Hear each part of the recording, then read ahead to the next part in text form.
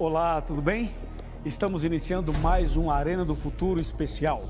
Hoje nós queremos falar de um tema que vai fortalecer a sua esperança.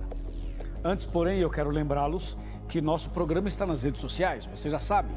No Twitter, @Arena do Futuro. No Facebook, facebook.com/Arena do Futuro. Aliás, queremos agradecer a todos vocês que nos acompanham, tanto no Twitter quanto no Facebook.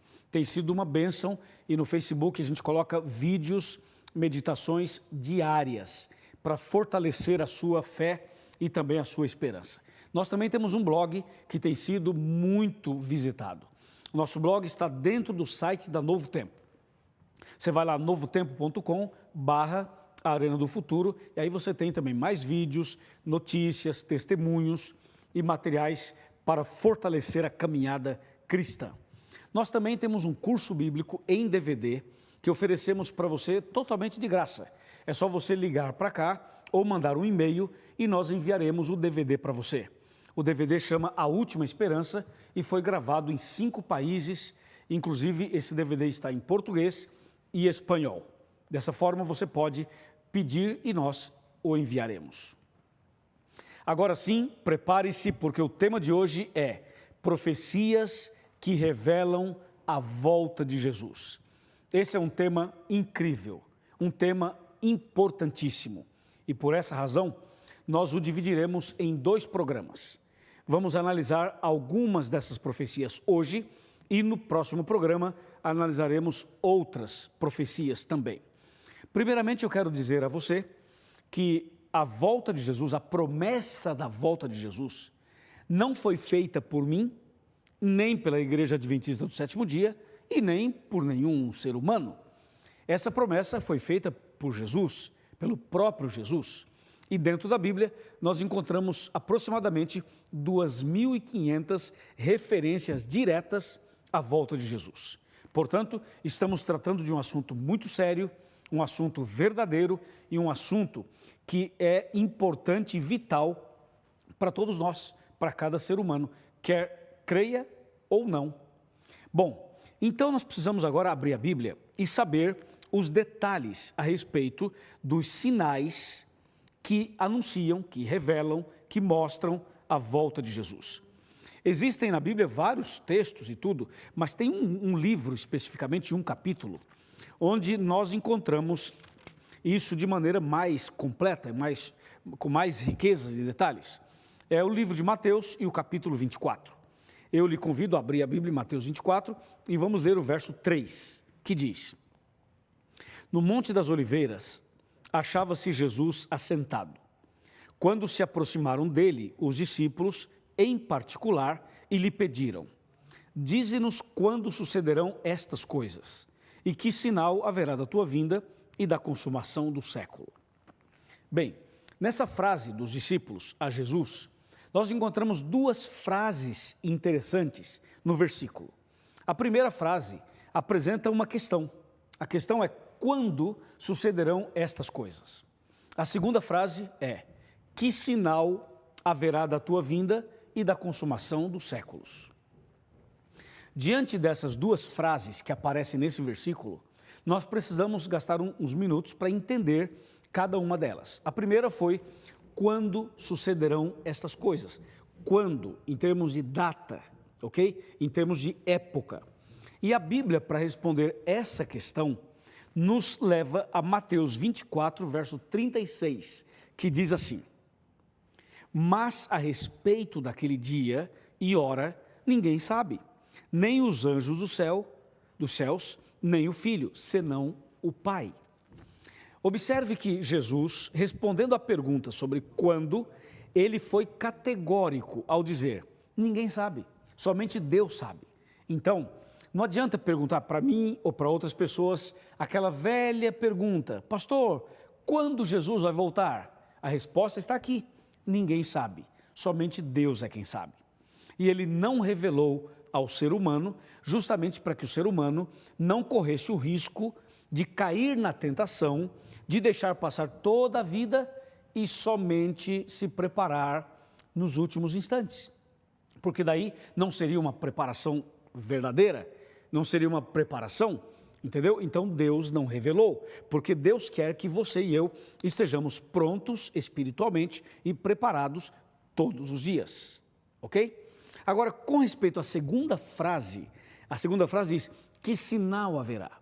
Bom, aí a Bíblia apresenta vários sinais para mostrar a nossa proximidade desse grande dia, para mostrar se estamos perto ou longe do maior acontecimento da história. E para saber quais são esses sinais, nós vamos voltar aqui para Mateus 24 e vamos ler o verso 4, que diz, e ele lhes respondeu, vede que ninguém vos engane. Esse é o primeiro item, o primeiro detalhe. Jesus disse, cuidado, vede, atenção, para que ninguém vos engane. Então Jesus colocou o engano como sendo um detalhe importante, um dos sinais importantes sobre a sua volta. E o engano que a Bíblia está mostrando vai além do fato de uma pessoa enganar a outra no dia a dia, nos negócios, no trabalho e outros detalhes nesse aspecto. A Bíblia, quando fala do engano, ela fala ou ela menciona dentro do contexto espiritual. Ou seja, Deus está dizendo que o engano religioso, o engano espiritual, seria uma evidência do fim, seria um sinal da volta de Jesus. E quando a Bíblia fala do engano, ela menciona o enganador, porque o enganador, que é Satanás, ele é quem leva as pessoas ao engano. E o engano não significa apresentar necessariamente uma mentira, significa misturar a mentira com a verdade. Ou seja, colocar uma maquiagem na mentira para apresentá-la como se fosse verdade. Entendeu? Por isso que Jesus chama atenção para a questão do engano. E disse que antes da volta de Jesus, uma das evidências de que ele estaria voltando seria o engano. E o engano tem aumentado consideravelmente nos últimos anos. Por isso nós devemos atentar para esse aspecto da profecia, para esse detalhe da profecia. A Bíblia continua, e agora vamos para o verso 5, que diz assim, porque virão muitos em meu nome, dizendo, eu sou o Cristo, e enganarão a muitos. Esse texto, que é mais um detalhe desses sinais da volta de Cristo, apresenta uma advertência. Quando Jesus diz, cuidado, tome cuidado, ele fala assim, muitos virão em meu nome, dizendo eu sou o Cristo, enganarão a muitos. Eu queria mostrar isso aqui de duas maneiras, eu quero destacar dois aspectos. O primeiro, quando ele fala assim, muitos virão em meu nome, dizendo eu sou o Cristo, enganarão a muitos, é aquele detalhe daquelas pessoas que aparecem com a barba grande, com os cabelos longos, vestindo uma túnica, uma batina, e eles andam por aí dizendo que são Cristo, né? Tem no Brasil, tem alguns por aí e tal. Na Costa Rica tem um outro, entendeu? Nos Estados Unidos tem outro, em outras partes do mundo tem outro. Atualmente tem mais ou menos uns 30 que dizem assim, eu sou o Cristo, aparecem como se fossem Cristo. Mas no século passado, no século 20, também apareceram aproximadamente uns 25, e no século 19 tinha aproximadamente uns 15. Então, de vez em quando, aparece uma pessoa assim, dizendo que é Cristo. Aí tem aquela barba grande, aqueles cabelos longos, anda assim, fala manso e tal, e aparece aí como se fosse Cristo.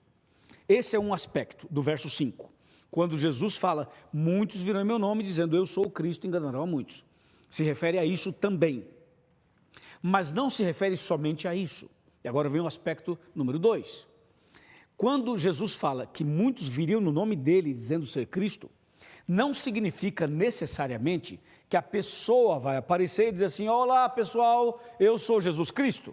Não significa necessariamente isso. Significa também que existem pessoas, pregadores, religiosos, ministros espirituais, que não dizem que são Cristo, mas se apresentam como tal. Não sei se você está me entendendo. Se apresentam como tal.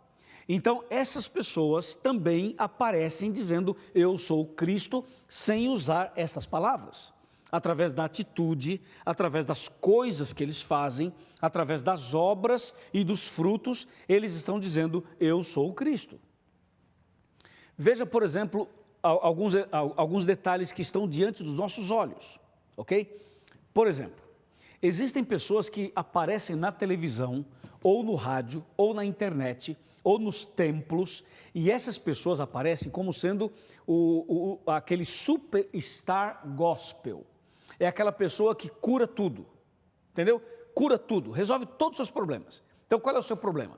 Ah, eu tenho uma doença incurável, eu tenho um câncer. Ok, você tem um câncer? Fica tranquilo, você vai ser curado. Qual é o seu problema? Ah, eu tenho um vírus, ah, eu tenho uma doença tal. Então, existem certas pessoas que elas vêm como sendo Cristo, entendeu? Elas acham que podem colocar a mão sobre qualquer pessoa, qualquer problema, e isso será resolvido.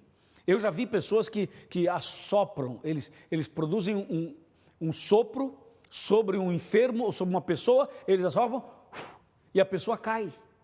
A pessoa cai e aí ele vai lá, faz lá uma oração e tal, a pessoa levanta, não tem mais nada. Tinha um problema, não tem mais nada. Então você tem que tomar cuidado com isso.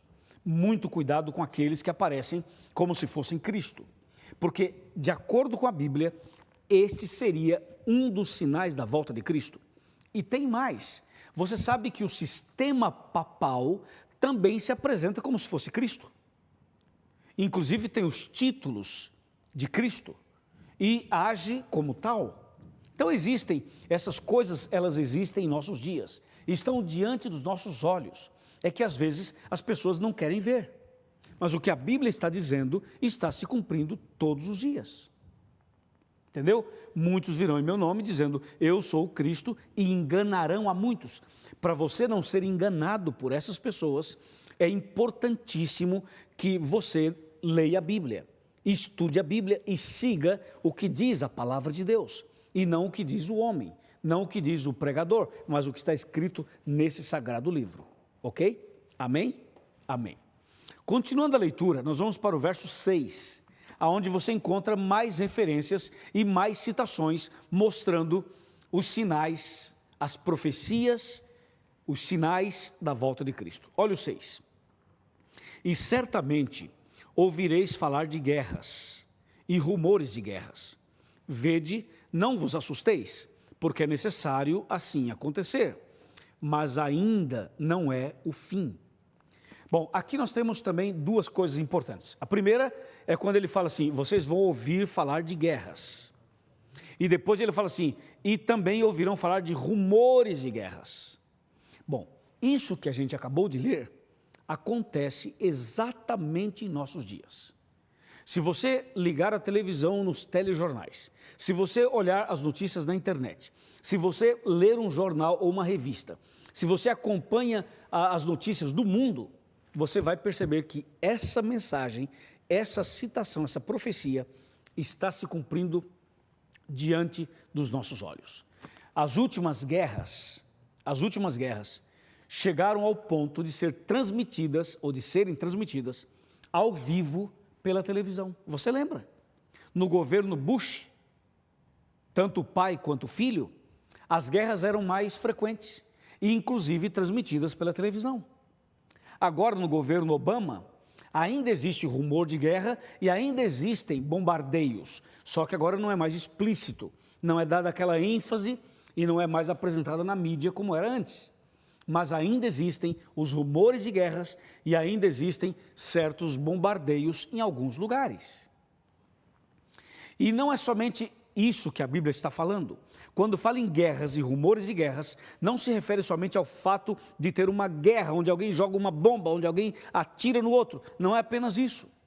Existe a guerra fria, que também deve ser considerada.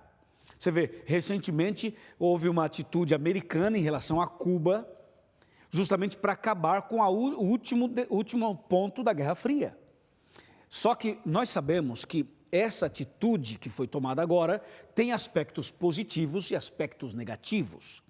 Mas existe a Guerra Fria também, e ela continua quando um país ou outro produz um certo embargo econômico para com o outro. E além disso, existem outras guerras interiores na vida humana. Ou seja, as pessoas vivem numa batalha espiritual. Esse assunto nós nem vamos entrar agora, porque eu quero me deter simplesmente e totalmente nisso que o versículo 6 está mencionando. Agora, o texto, o verso 6, ele termina dizendo o seguinte: porque é necessário assim acontecer, mas ainda não é o fim. É importante saber que as guerras, os rumores de guerras e os problemas que acontecem no mundo, que a Bíblia menciona, não significa que é o fim, significa que é um sinal do fim. A Bíblia diz, ainda não é o fim. Em outras palavras, o que determina a volta de Cristo não é a guerra. O que determina a volta de Cristo não é o engano. O que determina a volta de Cristo não são os problemas sociais ou os problemas econômicos. O que determina a volta de Cristo é a pregação do Evangelho, que nós vamos falar sobre isso mais para frente. Agora, é importante saber que esses sinais, esses problemas que aparecem aqui, estão dizendo para nós alguma coisa. E estão dizendo basicamente o seguinte: os homens, os governos, os políticos, eles não conseguem resolver o problema da humanidade, por mais bem intencionados que sejam, porque os problemas que a humanidade tem, eles estão acima da capacidade humana. Não existe nenhum homem, nenhum governo, nenhum líder que poderia resolver os problemas do mundo. A única saída para esse mundo, a única solução para esse planeta é Jesus, é a volta de Jesus. Então, esses problemas que nós estamos lendo na Bíblia e vendo, eles estão dizendo claramente, Jesus precisa voltar, Jesus precisa voltar, Jesus precisa voltar, porque se Jesus não voltar, o homem jamais conseguirá resolver tais problemas. Agora nós vamos para o verso 7, que diz assim: porquanto se levantará nação contra nação, reino contra reino, e haverá fomes e terremotos em vários lugares. Isso é incrível, isso aqui é impressionante. Você percebeu? Alguns detalhes do verso, veja só. Um dos detalhes do verso 7, se levantará nação contra nação. Bom, isso acontece constantemente. É só você ver o que aconteceu na Venezuela, é só você ver a situação, inclusive, relacionada à própria Cuba, você vê a questão que envolve a Síria, situações que envolvem outros países do Oriente, e em relação aos Estados Unidos, nação se levanta contra nação. Agora, recentemente, você lembra do atentado terrorista que teve na França, onde 12 pessoas foram brutalmente mortas. Então, aquilo fez com que uma nação se levantasse contra a outra. E até hoje existe esse rumor no ar, essa preocupação e tudo isso por trás. Então, a Bíblia diz assim: porquanto se levantará nação contra nação e reino contra reino. Então, isso aqui está acontecendo diante dos nossos olhos. E o verso 7 continua dizendo o seguinte: e haverá fomes e terremotos em vários lugares. Primeiramente, fomes. A Bíblia está falando que as pessoas iriam passar fome. Por incrível que pareça, com tantos alimentos no mundo, com tanta comida no mundo, com tanta riqueza nesse planeta, tem pessoas passando fome. É só você andar pelas ruas de São Paulo, pelas ruas do Rio de Janeiro, pelas ruas de Brasília, pelas ruas de Porto Alegre, Belo Horizonte, vai nas grandes cidades do Brasil, ande por Buenos Aires, dá uma passadinha, por exemplo, em Cochabamba, ande ali em Quito, no Equador, faça uma visita a esses lugares, vá, por exemplo, a Santiago do Chile, visite Assunción, no Paraguai, vá a grandes cidades americanas, as cidades de outros continentes, e você vai ver pessoas passando fome embaixo dos viadutos, pessoas que moram em lugares subhumanos, gente que não tem arroz, feijão, não tem comida, não tem nada para comer. São pessoas que estão morrendo de fome, mas se você for para a África, a situação é muito mais grave. Se você for para o continente africano, vai perceber que nos países africanos, não todos, mas alguns deles ou muitos deles, a situação é caótica e milhares e milhares e milhões de pessoas estão passando fome, fome literal, fome de não ter almoço, não ter jantar, não ter o café da manhã. Isso que está acontecendo no mundo hoje é um dos sinais de que Jesus vai voltar. É um dos sinais de que Jesus precisa voltar. Porque se Jesus não voltar, o ser humano não consegue resolver esse problema. A Bíblia Sagrada continua no próprio verso 7, quando ele fala assim: fomes e terremotos em vários lugares. Terremotos não seriam em todos os lugares, mas em vários lugares.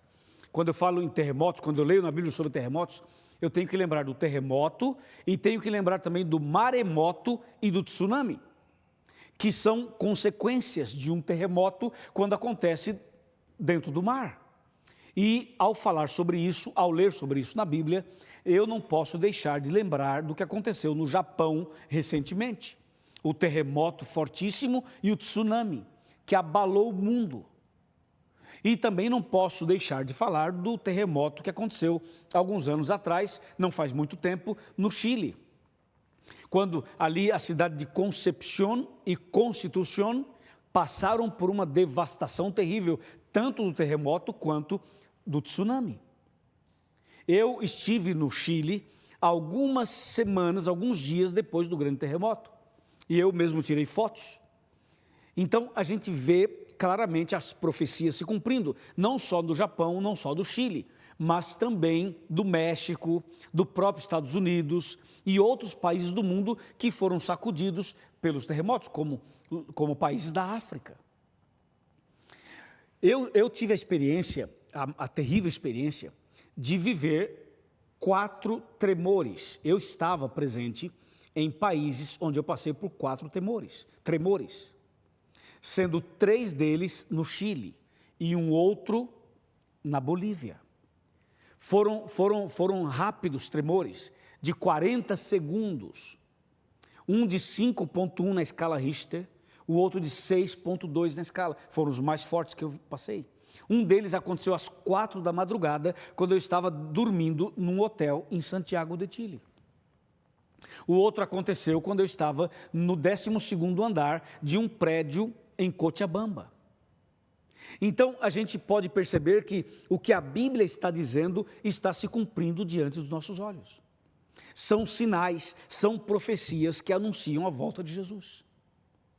Por isso, meu amigo, quando você vê essas coisas acontecerem na televisão, lembre-se do que Jesus disse em Lucas, capítulo 21. Esse é o texto que eu quero ler para a gente ir finalizando o tema de hoje.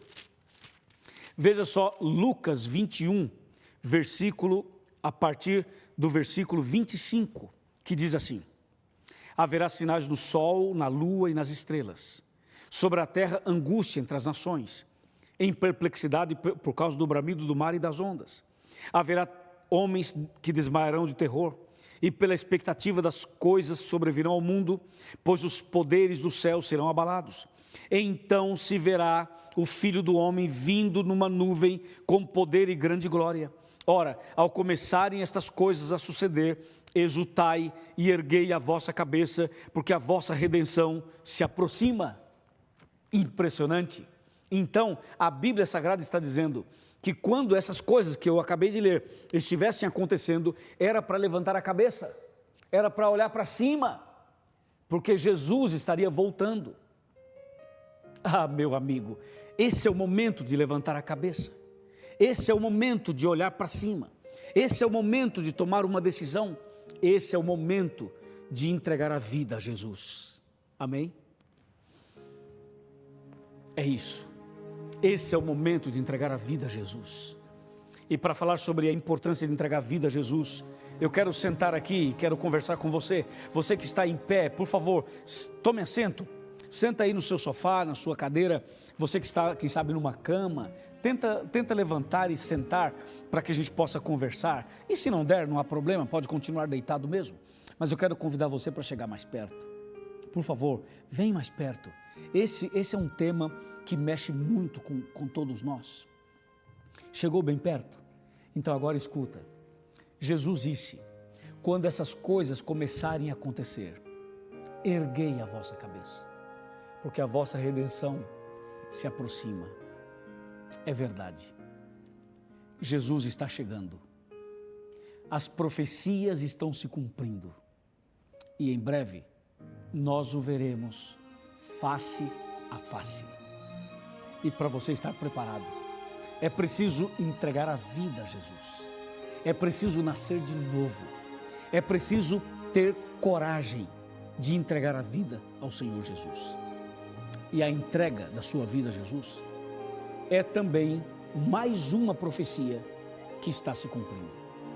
Se você deseja entregar sua vida a Jesus, se você deseja hoje começar uma vida nova, se você deseja hoje aceitar essa mensagem no seu coração e se preparar para a volta de Cristo, aí eu quero orar por você. Chama a sua esposa, vai lá, chama a sua esposa. Diz assim: meu bem, vem cá, o pastor Luiz vai orar. Vai lá, chama o seu marido, chama o seu marido. Chama o seu filho que está no quarto, chama lá o seu filho, chama a sua filha também. Reúna a família. Vamos orar. Eu vou orar por você. Curve a sua cabeça, feche os seus olhos, vamos orar. Querido Pai Celestial, obrigado pelas profecias que anunciam a volta de Jesus. Sabemos que Jesus em breve voltará.